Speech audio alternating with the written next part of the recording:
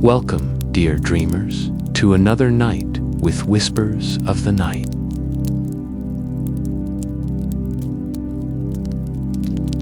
Tonight, we will drift together into a world of mystery and calm. Before we begin, don't forget to subscribe and hit the notification bell so that every night you can return here, where the whispers of the night guide you gently into rest. Close your eyes, breathe deeply, and allow yourself to be carried into the story of tonight.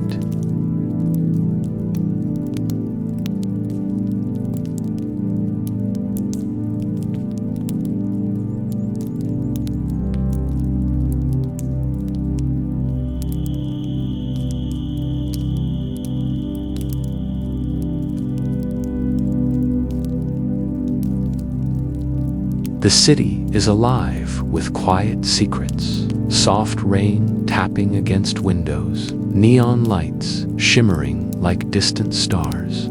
Our story begins with a mysterious file named November, hidden in the quiet hum of the city's digital veins. Imagine the footsteps in the empty streets, the soft glow of monitors illuminating a solitary figure searching for answers. Let your thoughts drift along with them. Notice the gentle rhythm of the rain, the flickering lights, the hush of the night wrapping around you like a warm blanket. With each breath, sink deeper into calm, letting the story guide you gently, carrying every worry away into the quiet, allowing sleep to take you softly in its embrace.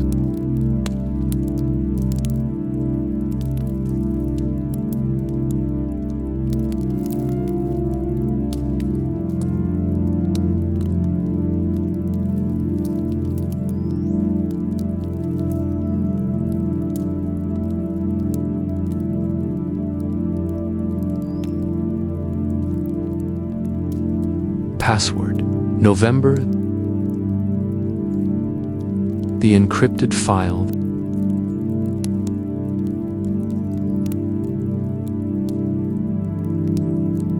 The office was quiet except for the rhythmic hum of the servers.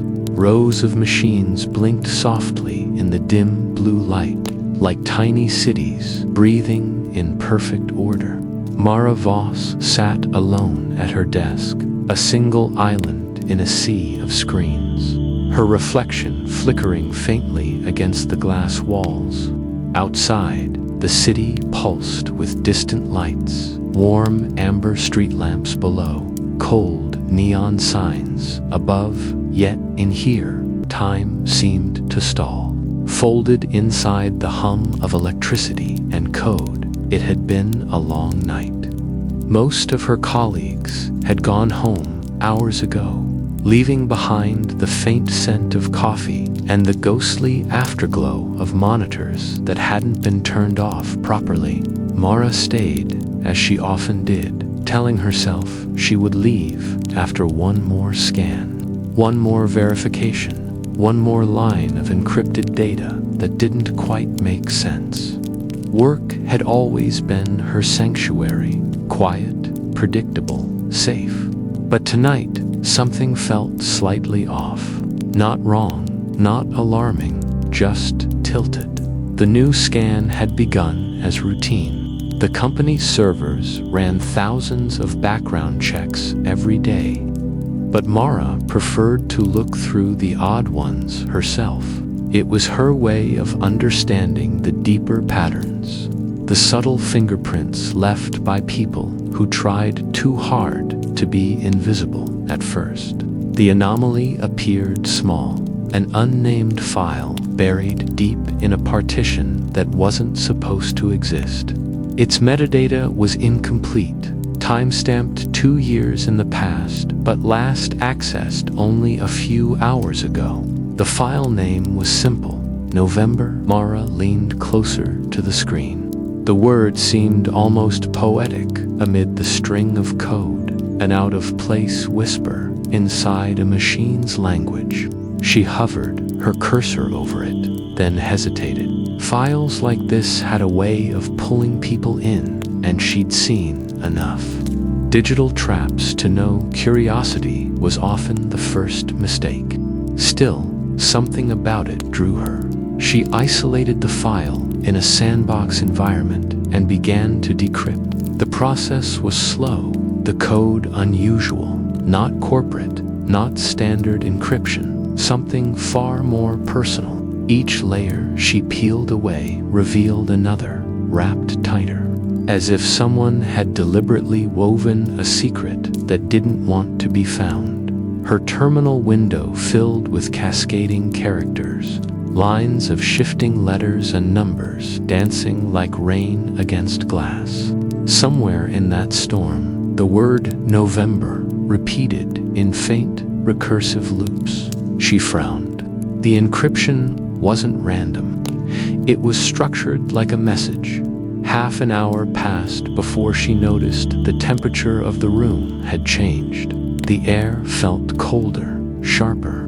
The hum of the servers deepened into a low vibration that seemed to echo in her chest.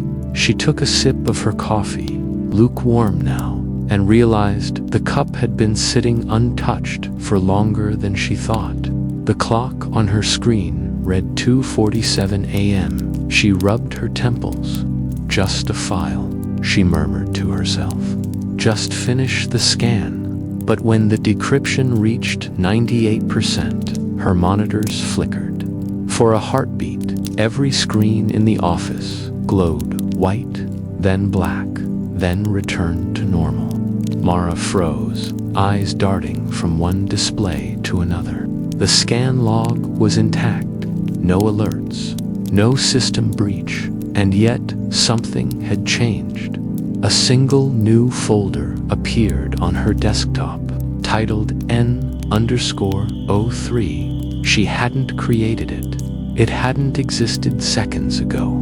Inside, there was only one file, a text document, 3 kilobytes, named simply hello_Mara.txt. Her pulse quickened. She opened it. You shouldn't have looked for November. Now November is looking for you. The cursor blinked below the message. Steady, patient. Mara sat back in silence. Her first thought was that it must be a prank, maybe one of the IT interns playing with test data. But no one else had access to this terminal, and the encryption she'd been decoding wasn't something an intern could fake. It felt deliberate, personal. She ran an integrity check on the network. No intrusions detected, no open ports. Her firewalls were clean, and the VPN showed no external connections. And yet, somehow, someone knew her name. She deleted the folder. It vanished instantly. She emptied the recycle bin, cleared her cache, wiped temporary files, ran another scan. Everything came up normal. Still, a faint unease clung to her, like a forgotten melody stuck at the edge of memory. When she finally powered down her system, the building was silent. The city outside had thinned to its lay-tower stillness. She stepped into the hallway, her shoes soft against the carpet. The only sound, the gentle buzz of overhead lights at the elevator. She hesitated again, glancing back at the row of glass-walled offices. Her reflection stared back, faint, distant, lit by the sleepy shimmer of streetlights filtering through the blinds. The doors slid shut, and she descended to the lobby. Outside, the air smelled of rain, even though it hadn't fallen yet. The streets shimmered with the moisture of the night, reflections of lights bending and breaking in puddles near the curb. She crossed the street toward the parking lot, pulling her coat tighter as a gust of wind swept by. Her car greeted her with the familiar chirp of the key fob. She got in, started the engine, and waited for the heater to warm. The dashboard clock read 3:03 a.m. She frowned slightly. She could have sworn it was earlier as she reached for the seatbelt. Her phone buzzed. A message from an unknown number. Unknown, November remembers. She froze. Her thumb hovered over the screen. No link, no attachment, no signature, just those two words. The timestamp was exactly 3:03 a.m. She didn't reply. Instead, she powered off the phone and stared through the windshield. The city's lights blurred softly through the fog, smearing color across the night. A train horn echoed somewhere distant, deep and hollow. She felt like she was being watched, not in a paranoid way, but with the subtle certainty of being noticed by something unseen. She drove home in silence.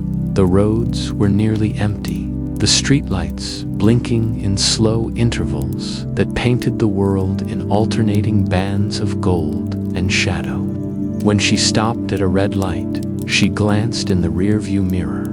A single car idled behind her, dark, unidentifiable, headlights dimmed. When she turned, it turned.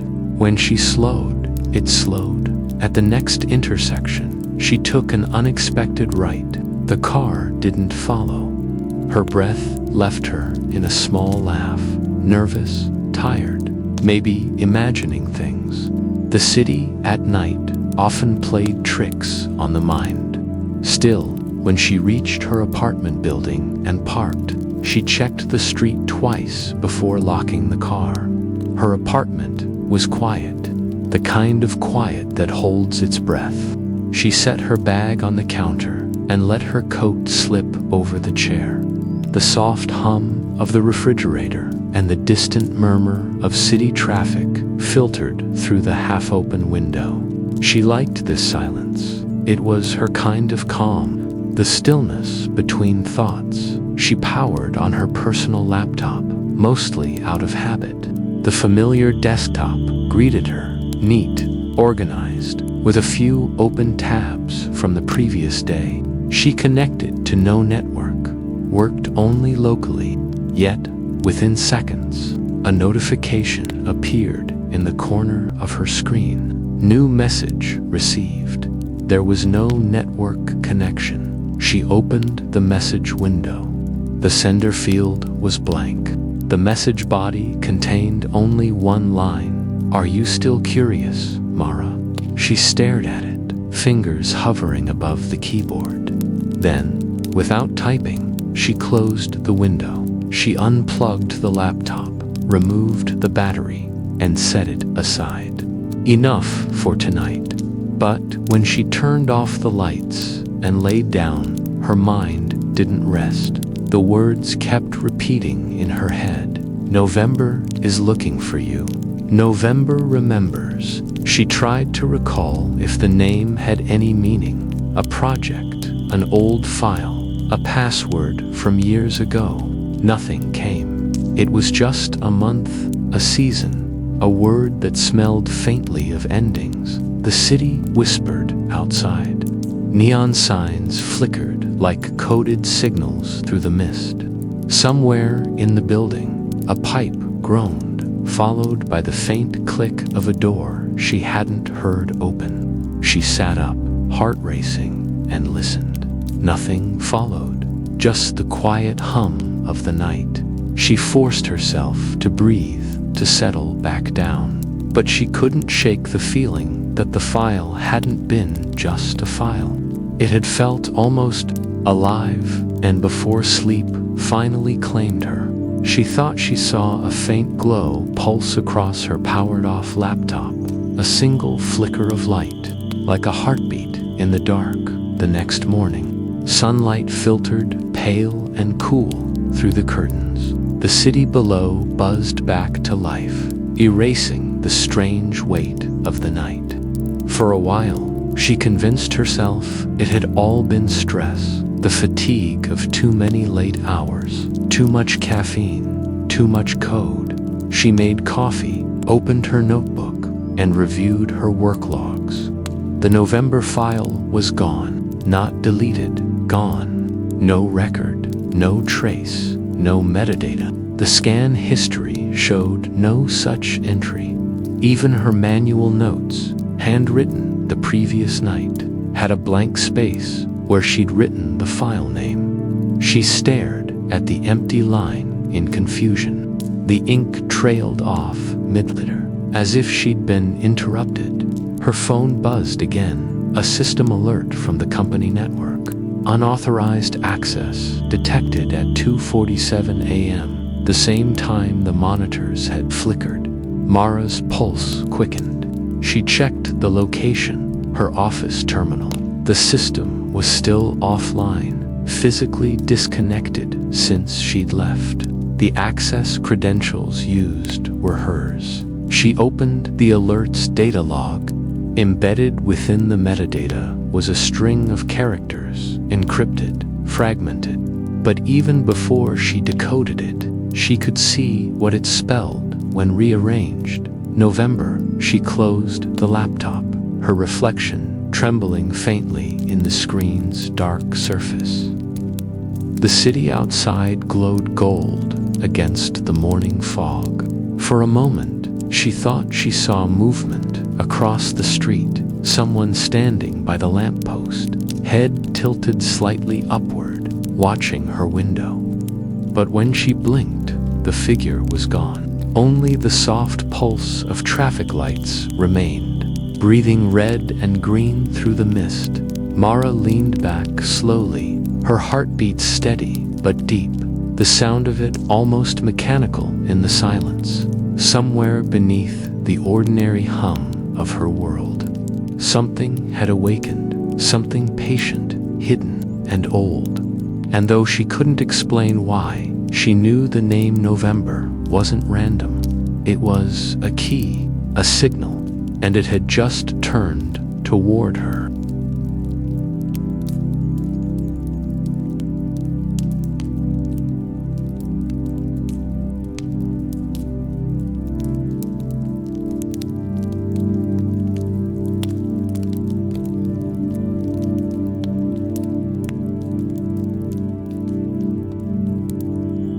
Hidden clues. The morning had the strange stillness that follows a storm, even though no rain had fallen. Mara Voss sat at her kitchen table, the half-empty coffee cup beside her, leaving a pale ring on the wood. Her eyes were on the open notebook in front of her, the page where she had written the word November the night before, except now it wasn't there. The ink had vanished, not smudged or faded, gone. The rest of her notes were intact, fragments of code, timestamps, little arrows she drew in the margins when thinking. But where the name should have been, there was only blank paper, as if someone had gently lifted the word out of existence. She ran her thumb along the margin. The paper felt normal. No sign of tampering. She told herself she was imagining things, that maybe she'd written it on another page. But deep down, she knew the memory too clearly. She remembered the motion of her pen, the slight drag of ink as she wrote each letter N-O-V. Her laptop remained closed on the counter, the small light on its lid blinking once every few seconds, like a heartbeat. She hadn't turned it on since the alert that morning. Something about it felt alive now, like an eye that might open if she touched it. The sound of the city filtered faintly through the window, the hiss of tires on wet asphalt, the chatter of pedestrians, a street musician's violin carried up from somewhere below. Life continued as though nothing strange had happened, but Mara's world had shifted. Imperceptibly, but deeply. She opened her window a crack. The air smelled of rust and faint rain. Her reflection in the glass looked almost detached, like she was watching herself from the other side.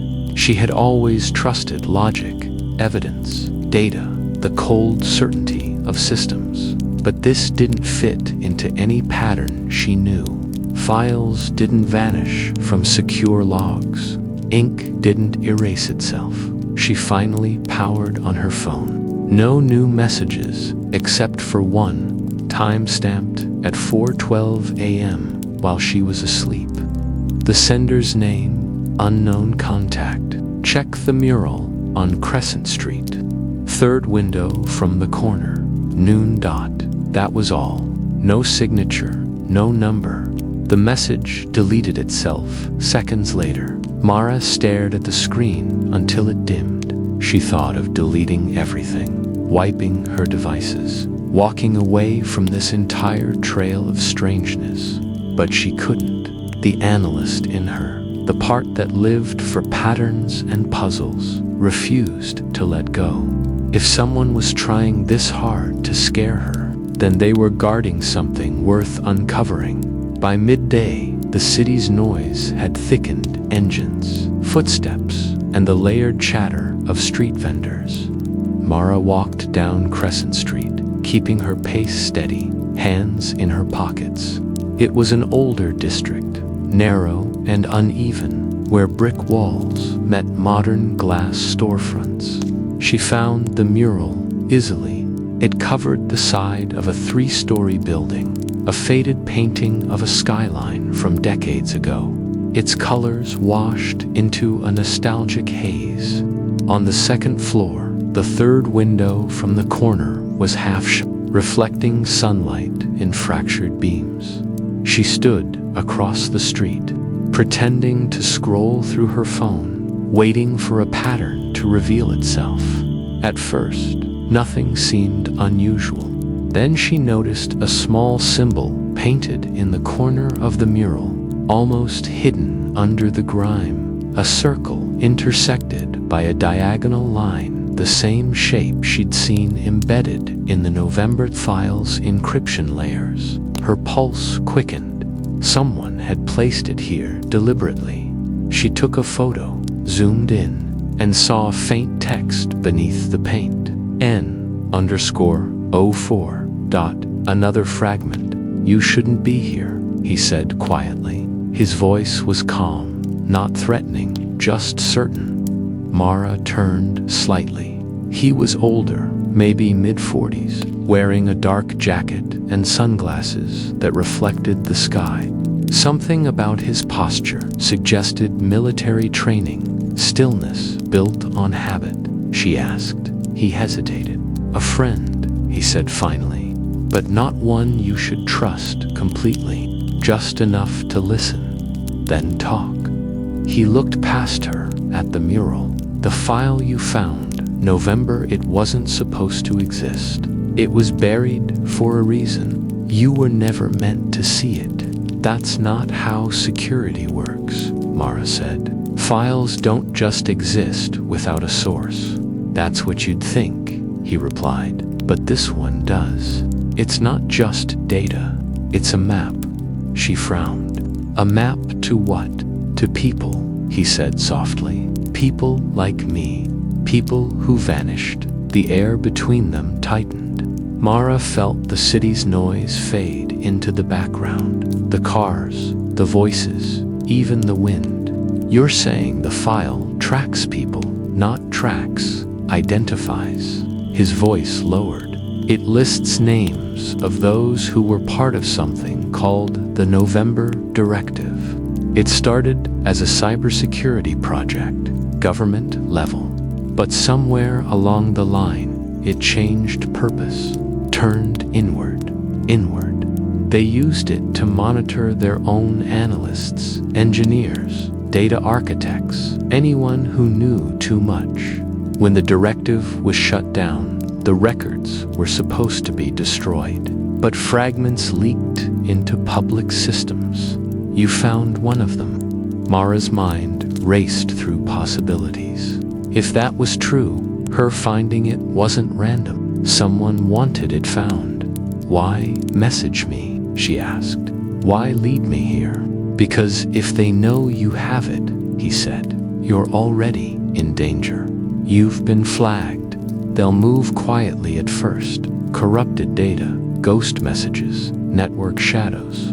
You'll start to doubt what's real. That's how it begins. Mara folded her arms. "And what exactly do you expect me to do with this?" He slipped a small drive into her hand, cold, metallic, like a coin. "This will decrypt the second layer. But be careful. Once you open it, they'll know for sure." Before she could reply, he was already crossing the street, disappearing into the stream of pedestrians. Mara looked down at the drive. It was unlabeled, smooth, except for a tiny engraving, the same circlet line, symbol. She felt the weight of it more than its size, back in her apartment. The afternoon light had turned pale and silver, slanting across her desk. The city outside glowed in soft haze.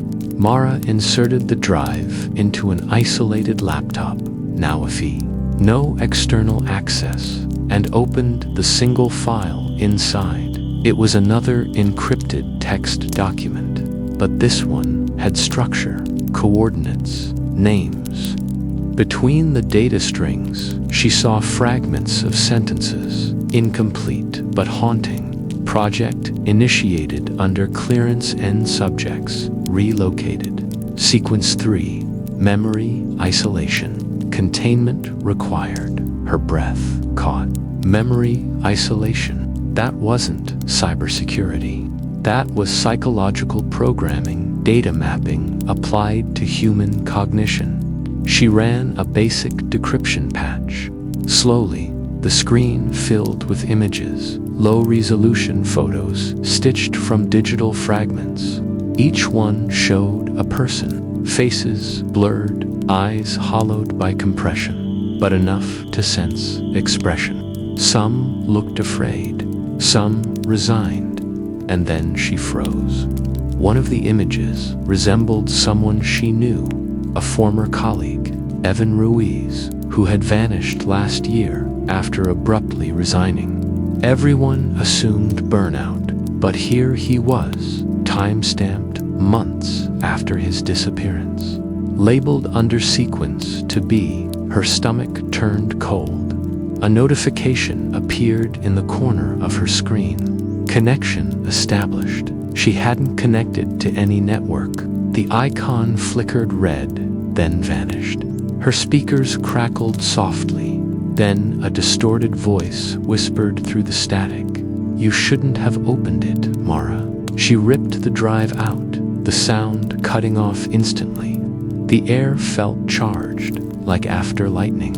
She sat back, heart pounding, staring at the blank monitor. For a moment, the reflection of her face seemed off, a half-second delay between her movement and the image. She blinked. It corrected. Outside, the light had dimmed. Clouds rolled in, heavy and violet. She backed up her notes manually, handwriting, pen on paper. She didn't trust machines now. Every tick of the wall clock sounded louder. Her phone buzzed again. No caller ID. Against her better judgment, silence. Then the same calm male voice from earlier. "You saw the faces, didn't you? How are you calling me? Doesn't matter. They're tracking signal patterns now. You need to leave the city, at least for tonight." "Where?" "North Sector. There's an abandoned train depot past the river. They can't trace. There's too much signal interference. I'll find you." The line went dead. Mara set the phone down, hands trembling slightly. Outside, thunder murmured somewhere beyond the skyline. She packed quickly, laptop, notebook, flash drive. Her reflection in the window watched her movements like a silent twin. The city was darker now, rain beginning to fall in fine, cold lines. The streets shimmered again, echoing the neon of storefronts.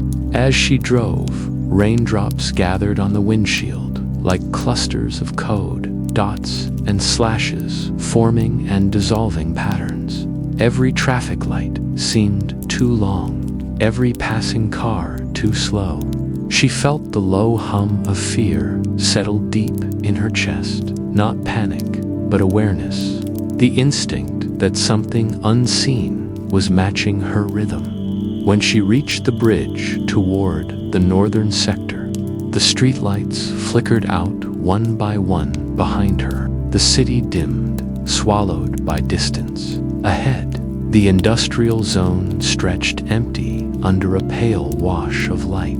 She parked near the old depot, a massive structure of steel and echo, long abandoned. The smell of oil and rust hung heavy inside. Water dripped from the ceiling into shallow puddles. Her footsteps echoed softly. In the darkness, faint graffiti glowed where the paint had been made with reflective dust. And there, on one of the pillars, the same symbol again, a circle, a line. She traced it lightly with her fingers. A whisper came from behind her. "You made it." The man stepped out of the shadows, same jacket, same calm presence, but his expression had changed. Urgency now, a quiet dread. "They're accelerating the purge," he said. "Anyone linked to November is being erased. Digitally first, then physically. You're next in the sequence." Mara's throat tightened. "Then why help me?" "Because I built it," he said softly. "And I thought I destroyed it." Lightning flashed through the broken roof, illuminating them both in silver-blue dot. Mara took a step closer. "Then tell me how to stop it." He looked at her for a long moment. "You can't stop what remembers itself," he said, "but maybe you can rewrite it." Thunder rolled, shaking the beams above. Somewhere, a distant hum began the sound of something waking. And in that moment, Mara realized the conspiracy wasn't only buried in code. It was inside people, inside memories, spreading quietly like a living algorithm that refused to die. The man handed her a folded piece of paper. "Coordinates," he said, "to the original server. If you reach it before they do, maybe you can find the route." Where? He met her eyes. November City, where it all began. Another flash of lightning, and he was gone. Swallowed by the echoing dark, Mara stood alone beneath the trembling roof. Rain beginning to fall through the gaps above. The paper clenched in her hand. The word November burned faintly across its surface, as though written in light.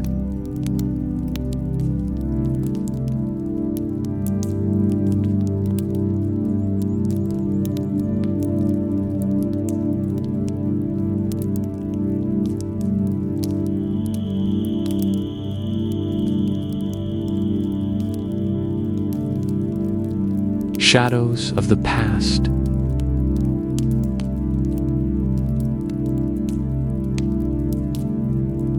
The rain had not stopped. It came and went in quiet intervals, falling in silver lines that blurred the world outside Mara's car windows. The wipers brushed the windshield in rhythmic, meditative strokes. She had been parked near the edge of the industrial zone for nearly an hour, staring at the folded piece of paper the man had given her. Coordinates, just numbers and letters on a damp sheet.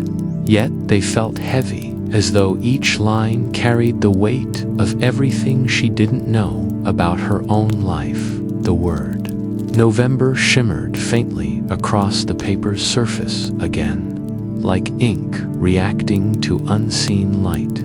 It wasn't visible in the dark. Only when lightning flashed could she see it, glowing for a fraction of a second before vanishing. Back into the grain, her mind replayed the man's words. "You can't stop what remembers itself." She traced the coordinates on the page. The location pointed to the outskirts of the city, an old government complex near the coast, long abandoned after a data breach years ago. She had heard of it in passing during her early career, when it was whispered among analysts as a black site for experimental systems. No one ever admitted it existed, but something deeper tugged at her memory, a faint echo, a familiarity she couldn't place. She started the car.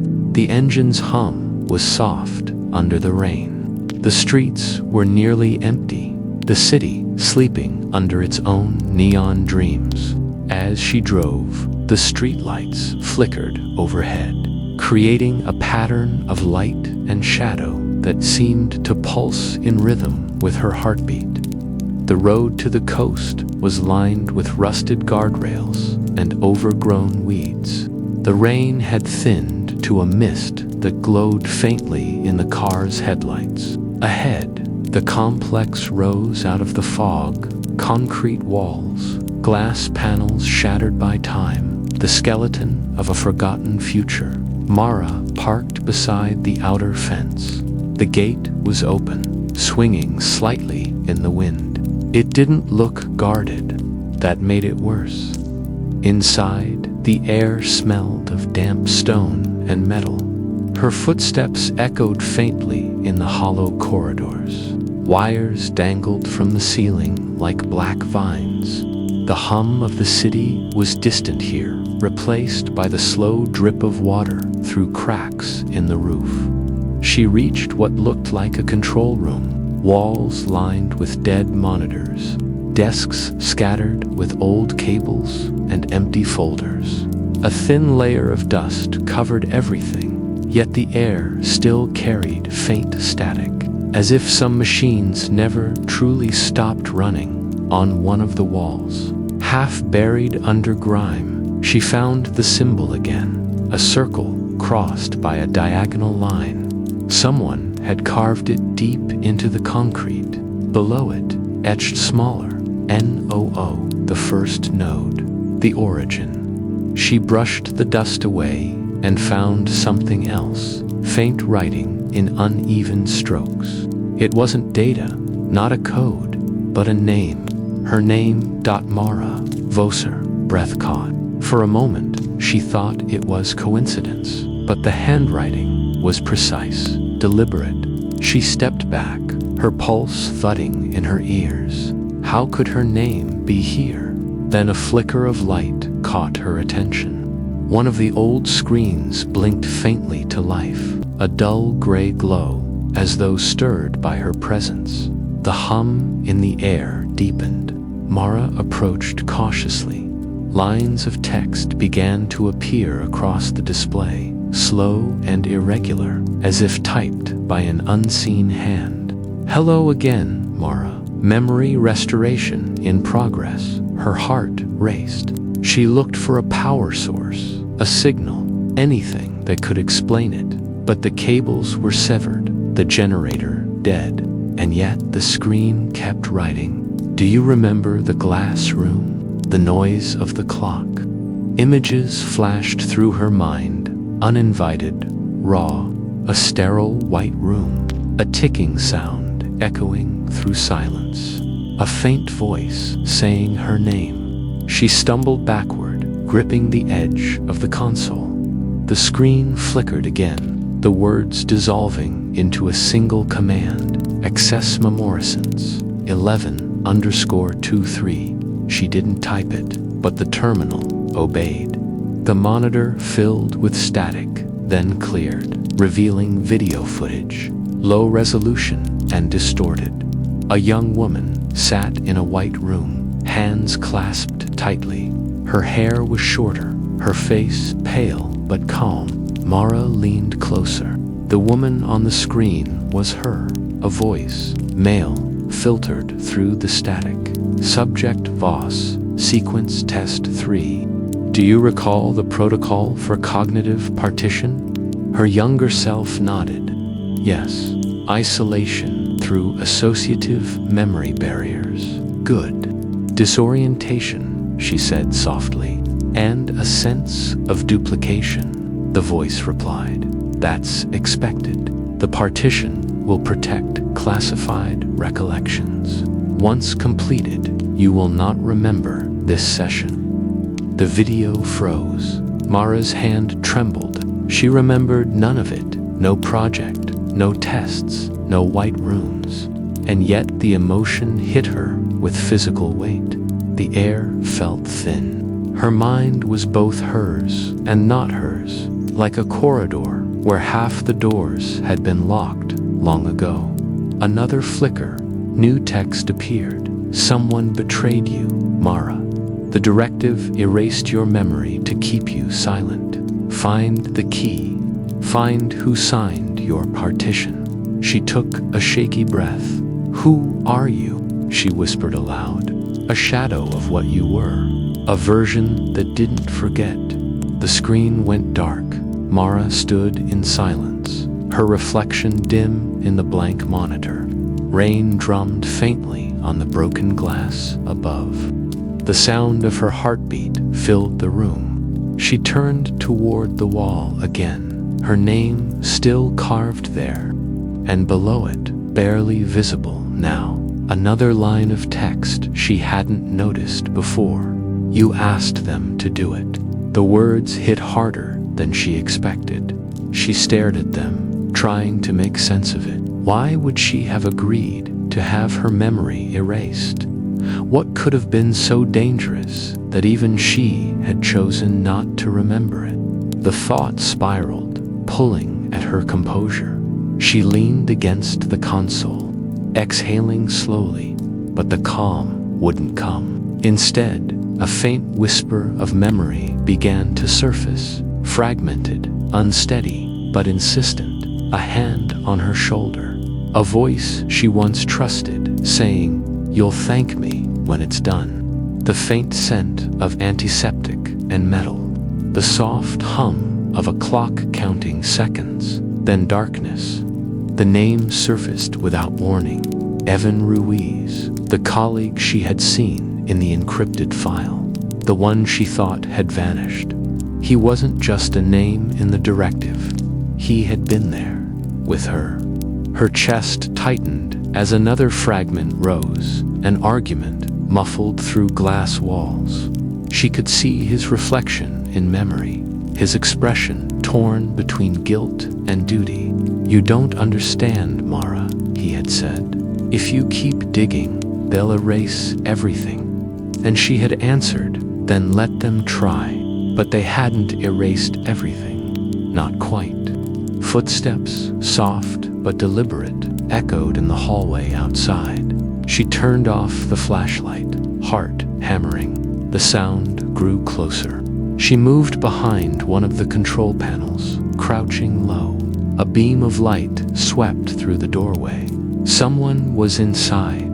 She could see the silhouette, tall, steady, wearing a hood. The figure paused, scanning the room, then walked toward the carved wall. A gloved hand brushed over her name. Mara held her breath. The person stepped back and spoke, voice low but unmistakable. "I told you not to come here."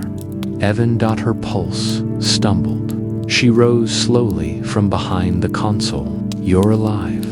He turned toward her, the beam of his flashlight catching her face. For a second, his expression softened. "You weren't supposed to remember this place." "I remember enough," she said. "You helped them." He looked away. "I helped you. You were breaking down, Mara. You don't remember what you were building." The directive wasn't meant for control. It was supposed to protect minds from collapsing under cognitive data load. But it evolved.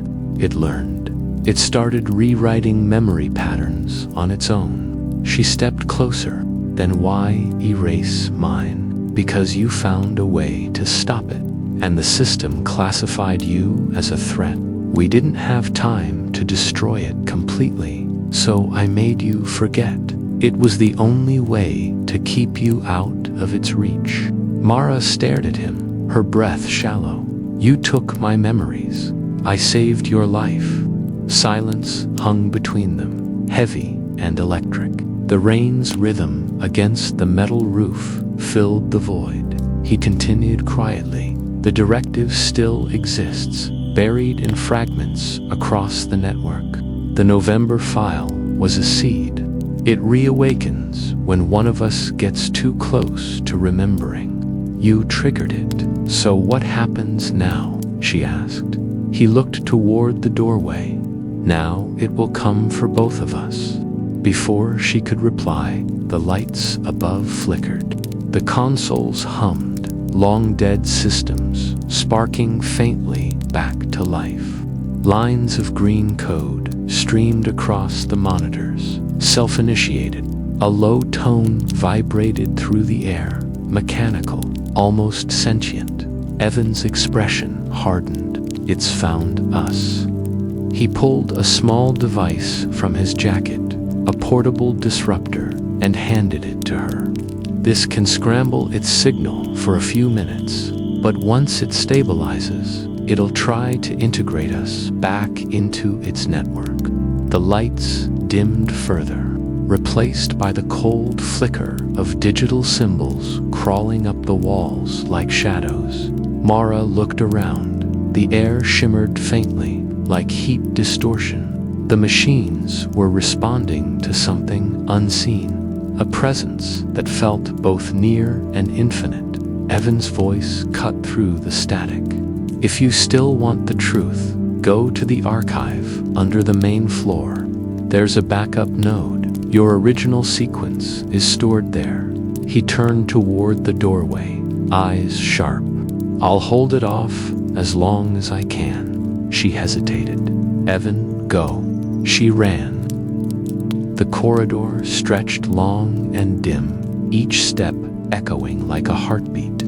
Behind her, the sound of the machines rose, the hum transforming into something almost human, a chorus of distorted whispers. She reached a stairwell leading down into darkness. The walls there were covered in numbers, equations, fragments of code painted like graffiti by unseen hands. At the bottom, a door half opened to a low room filled with flickering blue light. Dozens of old servers stood humming faintly, their lights pulsing like veins. In the center, a single terminal glowed. She approached and saw her name again. Sequence, Mara _Voss _001 status, fragmented restore. YN. Her hand hovered above the keyboard. Somewhere above, the sound of shattering glass echoed. Evan's voice, distant, shouting something she couldn't make out. She pressed Y. The room filled with light, soft, white. Endless dot images flooded her mind. The white room, the clock, her own voice saying, if they try to control memory, then I'll rewrite it. The truth came in waves, not clarity, but confrontation. She hadn't been a victim. She had helped create November. She was one of its architects, and she had erased herself to destroy it. The light dimmed. The terminal flickered one last time. Welcome back, Mara.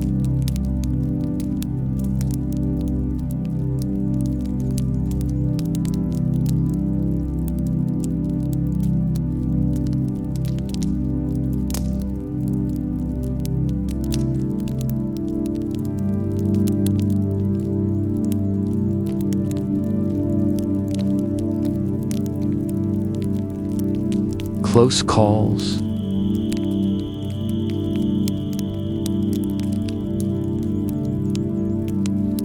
Night. From Mara's window, the skyline blinks in and out of fog, an ocean of lights dissolving into the low gray mist. The air is quiet enough that she can hear her own pulse. Her computer hums faintly on the desk, its fan turning with a sound that feels too loud in the silence. She hasn't left the apartment for hours, maybe days. Time has become blurred, replaced by the rhythm of data, encryption keys, and the soft echo of her own thoughts. The November file still sits in her system, renamed, buried under decoys and dummy folders. She's done everything right, tear-gapped the analysis drive, disabled her wireless modules, rerouted the power, but there's a feeling that won't leave her, as though something in the circuitry is breathing back.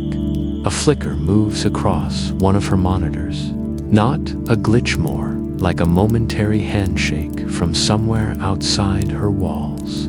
The packet stream on her secondary screen spikes for a single second, then drops back to 0. Her throat tightens.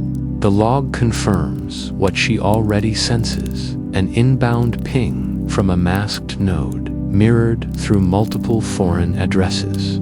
Whoever it is, they know she's still watching the file, and they want her to know that they know. Mara exhales slowly. Fear doesn't help. She documents the packet, timestamps it, isolates it, then physically disconnects the Ethernet cable. Still, the feeling remains. The faintest electric buzz drifts through the air, a static charge that prickles the back of her neck. Outside, a siren wails, far away, carried by the wind, then fades. The apartment returns to stillness. She stands, stretching, the floorboards creaking under her weight. Every shadow in the room feels slightly misplaced. The coat she left hanging on the chair looks like someone seated in silence. The dim city light slips between the blinds and scatters across the floor, forming pale lines like broken code. Mara moves to the window and looks down. The street is empty except for the silver reflection of a vending machine and the faint, slow rotation of a security camera across the road. It's past midnight. The air outside the glass is the color of ash dot back at her desk. She opens a diagnostic console command lines, scrolling like falling rain. She starts scanning the external devices for intrusion. For months, her work had been routine, monitoring, patching, closing back doors. Now, every keystroke feels like knocking on an invisible wall. She's no longer sure if she's tracing a signal or being traced by one. The terminal reports no new connections. Yet another console flashes open on its own, a ghost window. Mara freezes. She hadn't touched the keyboard. The new window displays an access path she doesn't recognize. Root privileges. Requested, denied. Requested again, denied. The third attempt comes with a delay, like hesitation from a living thing. She quickly disables her network interface controller and severs power to the machine. The screens blink into blackness. Only the reflection of her face remains, faint and pale against the glass. Silence. Absolute silence. Then, a soft knock from somewhere beyond the apartment door. Not loud, just a touch. Like someone pressing their fingers gently against the wood. Once, then again, slower. She stands motionless, holding her breath. The knocks stop. The hum of the refrigerator seems unbearably loud. She doesn't move for a full minute. When she finally walks to the door, every step feels amplified. She peers through the peephole. The hallway beyond is dim, empty. The flickering light at the end of the corridor, casting long shadows that sway like pendulums. No one there. Still, the smell of cold air seeps through the narrow gap between door and frame, as if the world outside had taken a slow breath toward her. Mara locks the chain and retreats to the center of the room. Her mind replays the sequence of the last few days, every detail, every anomaly, the corrupted fragment in the November file, the phrase echo node embedded in binary headers, the time-shifted timestamps that seemed to predict her own log entries before she made them. She thought they were artifacts of a damaged archive. Now she's not sure. Perhaps the file isn't only data, perhaps it's listening. She pulls out her notebook, the one she's kept for years, the one that never connects to anything. Ink feels safer than electricity. Her handwriting moves in small, deliberate strokes as she documents the incident, time, sequence, sensory details.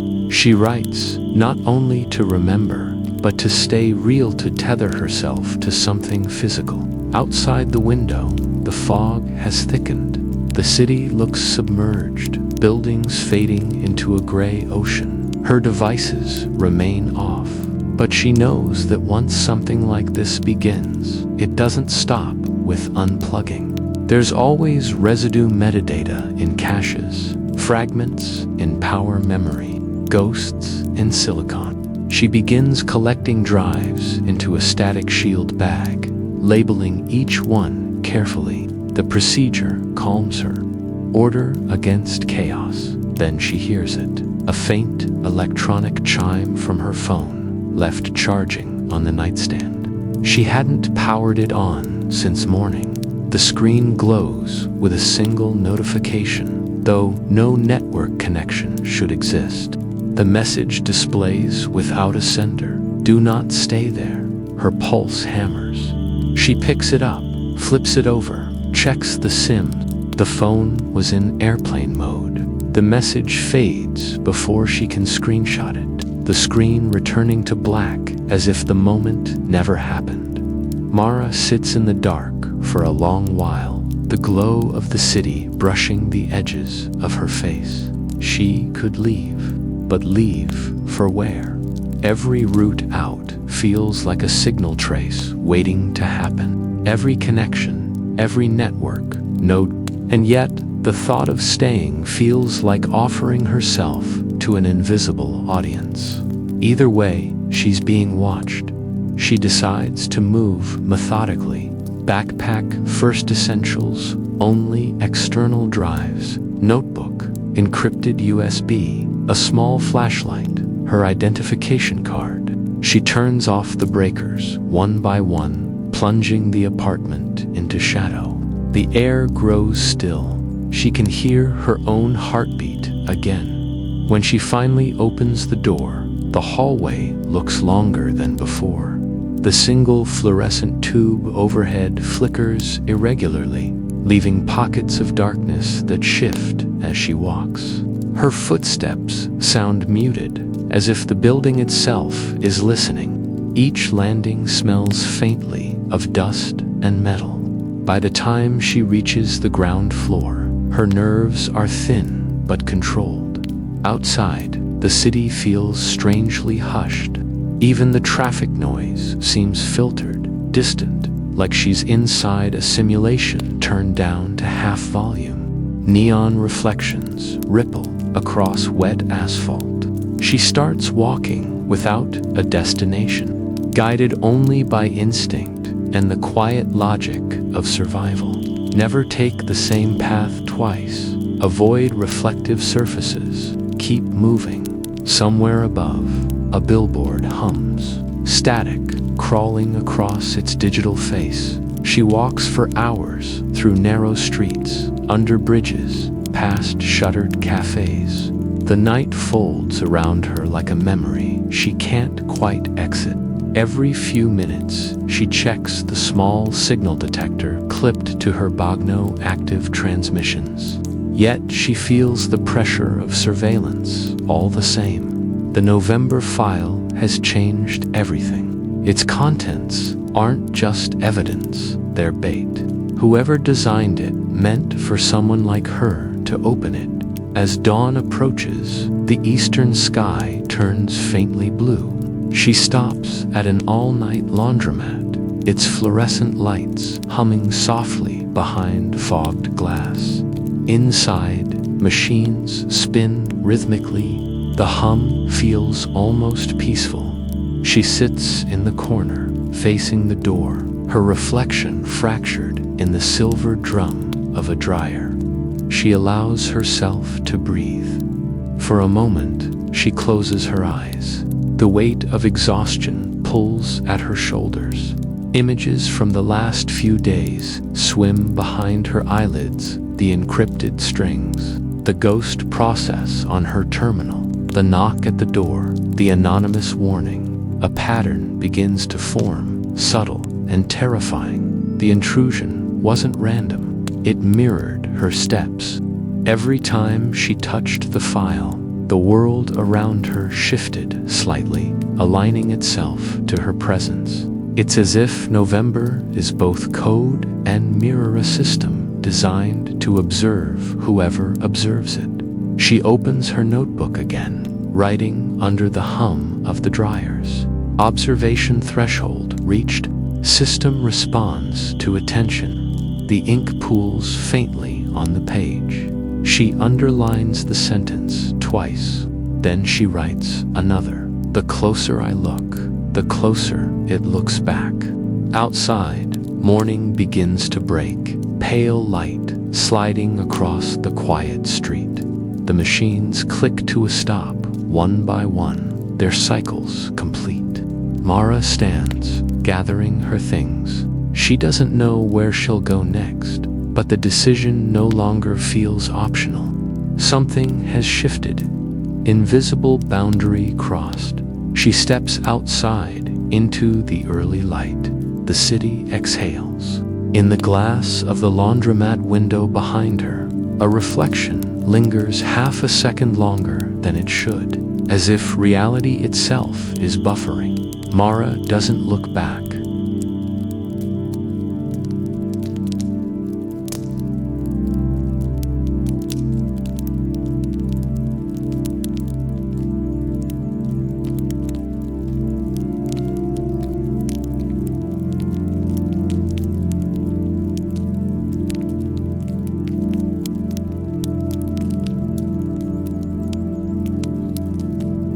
The unmasking.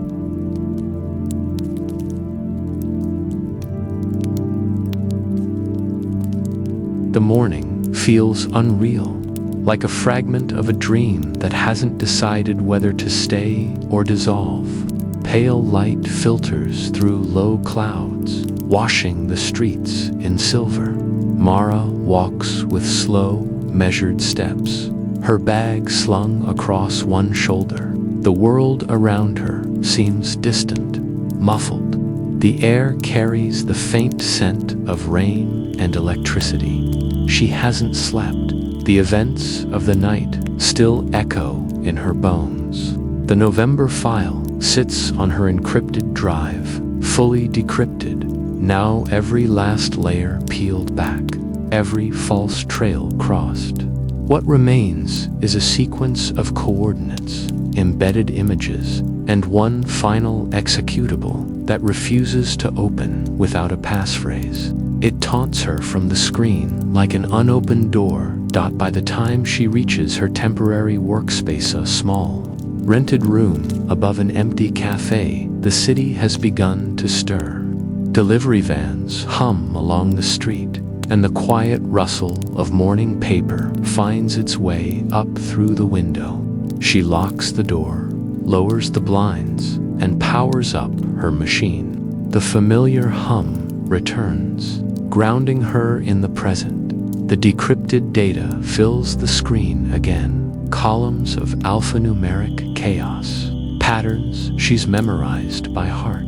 She scrolls slowly, tracing connections between the fragments, following threads of logic invisible to most eyes. Each line leads deeper into the architecture of the file, toward something she feels rather than knows, a consciousness embedded in code. Then she finds it, hidden within a block of hexadecimal noise. She notices a recurring signature, a timestamp pattern that matches the metadata of files she once handled years ago during her first contract work. The signature belongs to an encryption module she herself helped design. Her breath catches. For a moment, she forgets to move. It's her own work. Someone used her code as the foundation for the November file. Her pulse races as she digs deeper. opening old archives from her offline storage. The pieces align like puzzle fragments, sliding into place. The structure of the November encryption, the sequence of failsafes, even the checksum method hers. Modified, evolved, but unmistakably her design. Whoever built this didn't just know her. They'd studied her habits, her syntax, her logic. The realization blooms slowly, like a bruise spreading beneath the skin. She types a query into the console, isolating the signature key that mirrors her old framework. Another line of data reveals itself, this time encrypted, not in numbers, but in words, an embedded message disguised within a data stream. She runs it through her linguistic filter, watching as letters begin to form. We built this together once. Mara's fingers freeze on the keyboard. The cursor blinks beneath the sentence, indifferent to the shift in her breathing. She stares at the words for a long time, her heart beating hard enough to hurt. There's only one person who could have written that years ago. Before she joined the private sector, she worked with a small, anonymous team of cybersecurity engineers. They called themselves the Node. They were idealists, then young, brilliant, convinced they could build a system that would protect digital truth from manipulation. But the project fell apart. One of them disappeared after a data breach. Mara never learned the details. She only remembered the last encrypted message he sent. Don't follow this thread. She thought he was gone. The cursor keeps blinking. Another line appears on its own. You shouldn't have opened it. Her throat tightens. The message isn't stored. It's live. Someone is inside the system right now, communicating directly through the data stream. She checks her network status. No active connections. It's impossible, unless the file itself is the connection. Another line, we needed someone who could finish it. Mara stares at the words until her reflection blurs in the glass of the monitor. She doesn't type back. Her fingers hover, trembling slightly. The room feels smaller, the air denser. She knows this pattern of speech, this precision. It's him, the one she thought she lost to the breach. She forces herself to breathe. Then, with deliberate calm, she begins to trace the live packets. Every keystroke is a thread pulling her deeper into the labyrinth. The data traces back not to a physical address, but to a ghost network, a hidden relay jumping across abandoned nodes, each one looping through a mirror of itself. But the final echo, faint and fractured, points somewhere close. Her own city. She whispers to herself, barely audible, "You're here." The cursor pauses, then a reply. You always knew it would come to this. Her chest tightens as the screen fills with a stream of commands, running faster than human typing. A final prompt opens at the bottom of the console, glowing faintly. Execute November.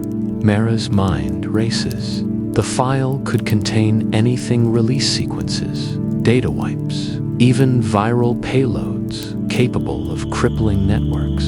But more than that, it represents everything she once believed in and everything she turned away from. A project meant to safeguard truth has become a weapon. The room seems to tilt. She realizes she's shaking. Her old teammate, if it's really him, has been guiding her to this moment. Using her skills, her curiosity, her history, she feels both fury and grief tightening in her chest. For years, she'd tried to leave behind the naive conviction that technology could remain pure. Now it stares back at her in the form of a choice. She opens her notebook, flips to a clean page, and writes one line, The truth demands a price. Her eyes drift toward the code again. Every symbol feels alive, vibrating faintly under the glow of the screen. She imagines his face, the way he used to speak softly when solving problems, the way he believed that transparency could save the world. Somewhere along the line, that faith must have fractured. Mara leans closer to the console. Her reflection merges with the scrolling data. She whispers, "What happens if I execute it?" The reply appears after a moment of silence. Then everything hidden becomes visible. Another pause. Then, but not everyone survives visibility. The words feel like a confession or a warning. She stares at the screen, her mind splitting between paths. If she runs the file, she could expose a system of surveillance and manipulation that's been festering beneath the digital surface for years. But in doing so, she'd expose herself to every trace of her involvement, every secret she's ever protected. If she destroys it, the network continues unchecked. Invisible, there is no safe choice. Mara closes her eyes. The hum of the machines deepens, a low resonance vibrating through the floor. She feels the city's pulse under her feet, the weight of cables and signals threading through the streets below. For a brief moment, she imagines what the world would look like if everything truly came to light, if every lie, every act of manipulation, every hidden truth were suddenly revealed. Would it purify or would it burn? She opens her eyes and types 3 words, "Show me everything." The system responds immediately. The screens bloom with light.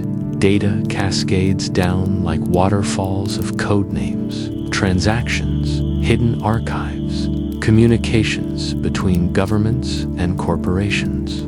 The entire architecture of deceit unfurls in front of her, delicate and endless. It's beautiful and horrifying at once. Her hands tremble as she scrolls.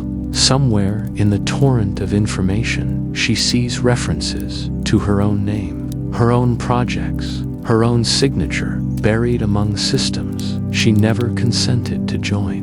They had been watching her far longer than she knew. And then, through the flood of text, a final message appears. "You finished what I couldn't." The stream cuts off. The monitors fade to black, leaving only her reflection once again. The silence that follows feels immense. She realizes she's crying without sound. When she finally stands, the morning light has turned gold. The storm outside has passed, leaving the streets washed clean. Her drives are still humming, storing fragments of what she's just seen. She knows she can't keep them. The knowledge is too dangerous, but deleting it feels like erasing a part of herself. She takes one of the small, encrypted USBs from her bag and copies only a fraction of the data, enough to prove what happened, but not enough to destroy everything. Then she wipes the drives, one by one, until only the soft hum of cooling fans remains. Mara walks to the window. The city stretches below her towers, rooftops, antennas. Ordinary people beginning their ordinary days, unaware of the invisible war pulsing beneath their lives. For the first time in a long while, she feels both small and vast, fragile and certain. She whispers to the empty room, "Let them find their own truth." Then she disconnects the last machine, slipping the USB into her coat pocket. The light through the blinds cuts across her face in stripes as she steps out into the corridor. She feels the faint vibration of her phone in her hand. A single message appears, unsigned, glowing faintly on the screen. "You did the right thing." Mara looks at it for a long moment before turning it off. Outside, the wind carries the smell of rain and metal. The world feels newly made, heavy with what it still hides. She walks toward the light.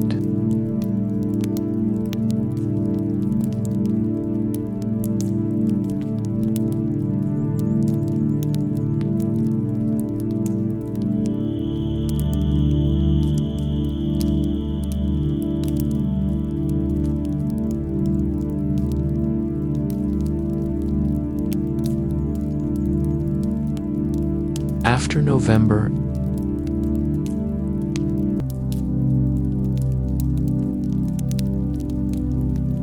the world did not end when the truth came out.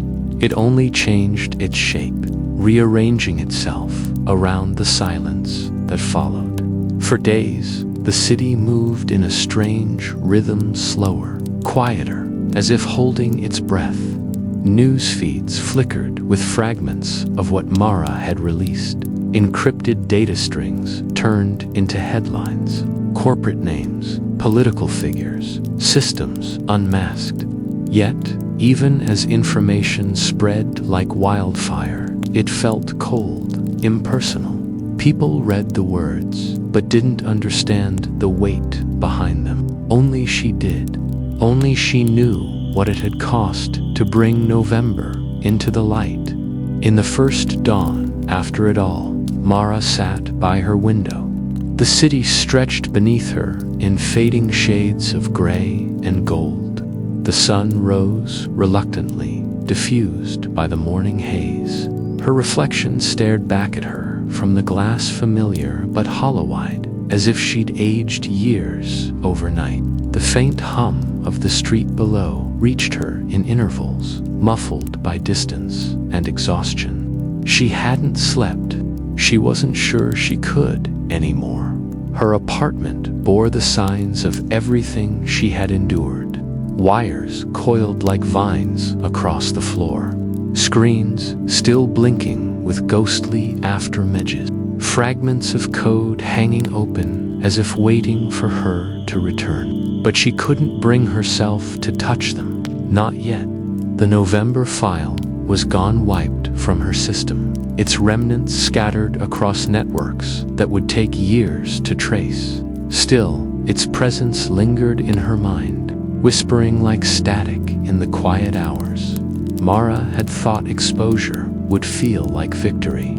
Instead, it felt like loss. Some of the people involved had vanished overnight, disappeared into anonymity, erased before the world could connect all the dots.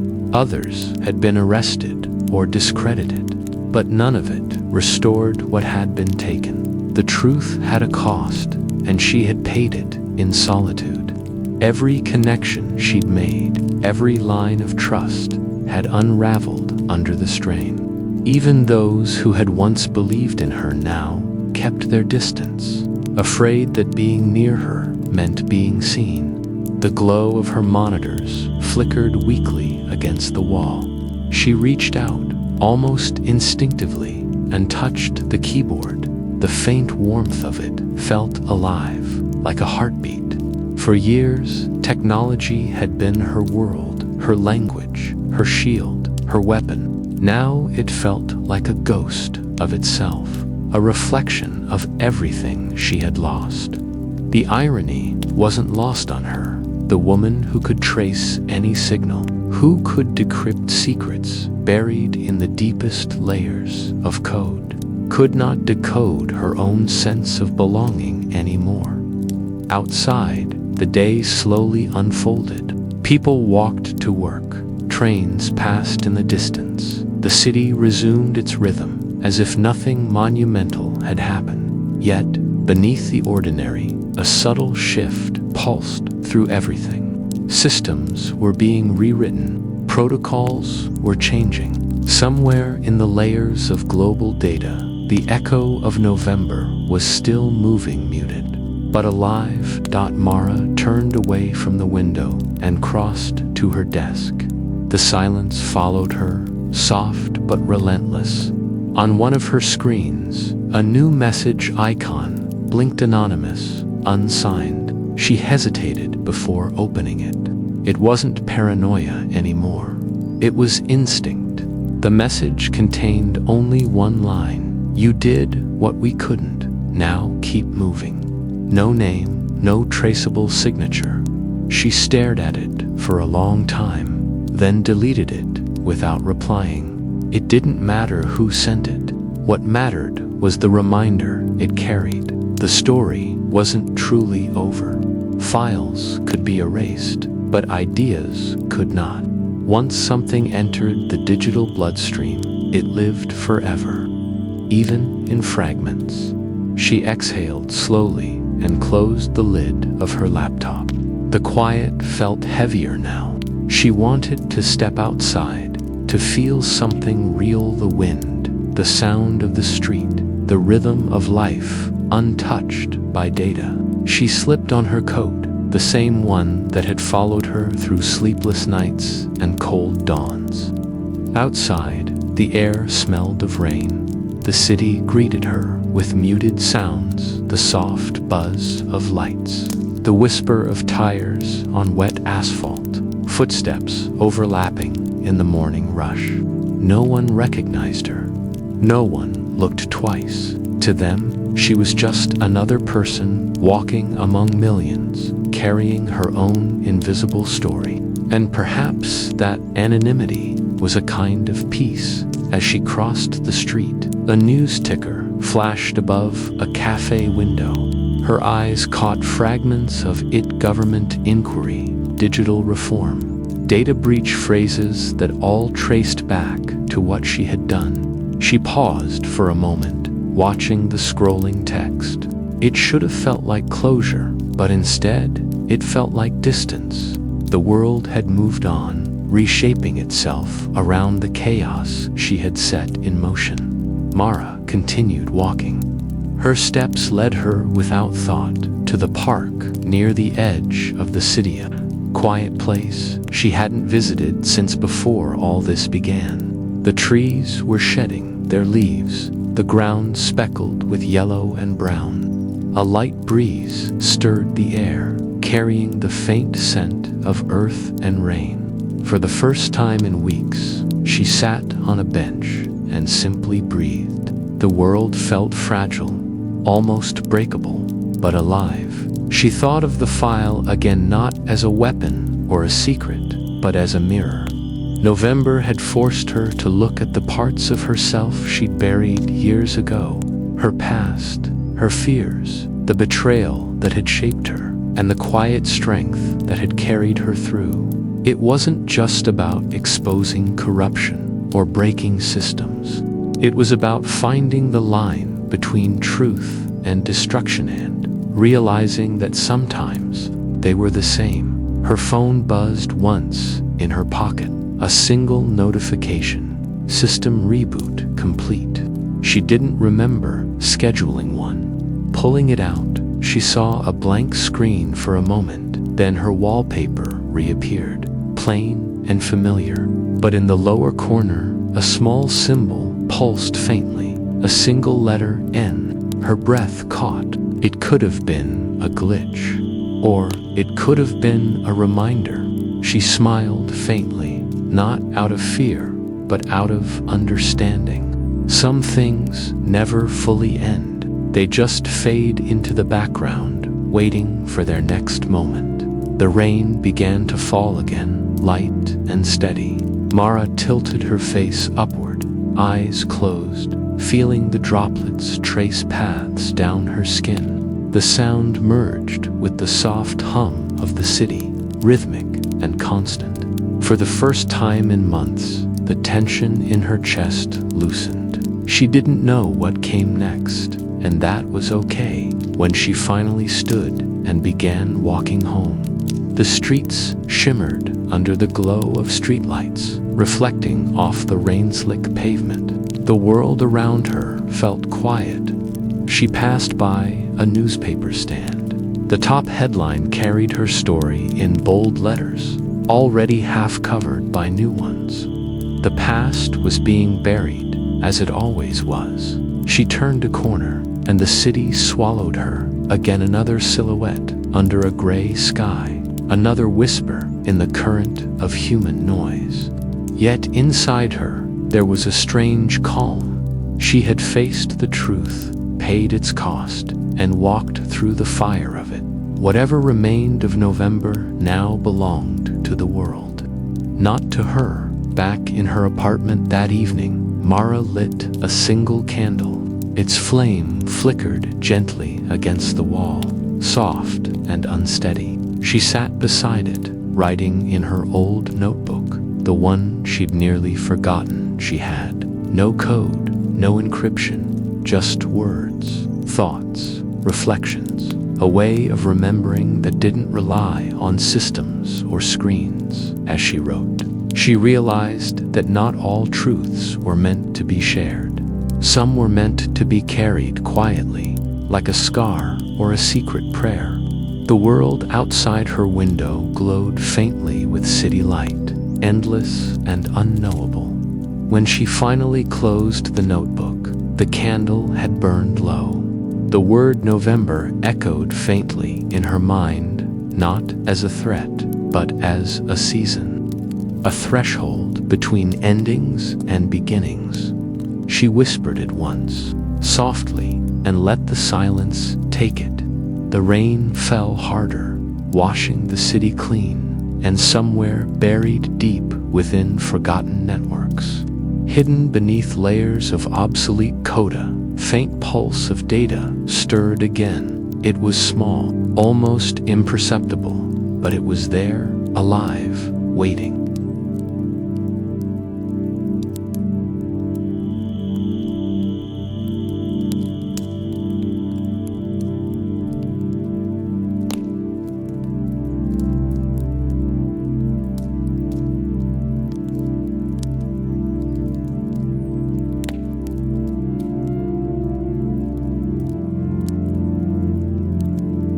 And now, dear dreamers, let the night carry you gently into sleep.